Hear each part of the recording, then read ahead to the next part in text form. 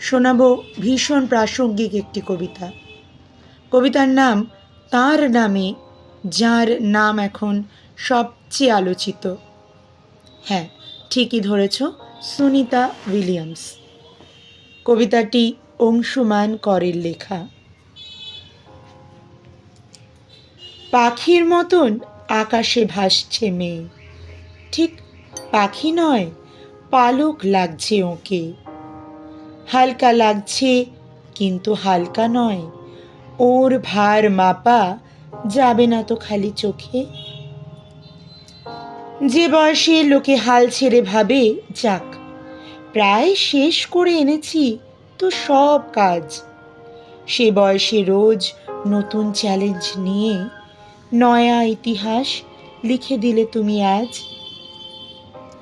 8 দিন পরে জানতে ফেরত আসা, দিন গেল মাস গিয়ে গিয়ে হলো 9, ভাঙলে না তবু মেনে নিলে হাসি মুখে, জীবন মানে অনিশ্চিতের জয়। ফিরে এসে শেষে নিশ্চিত করে দিলে, বাতিল হয়েছে এতদিনকার প্রথা। লাল কমলের বদলে এবার থেকে শিশুরা পড়বে সুনিতার রূপকথা।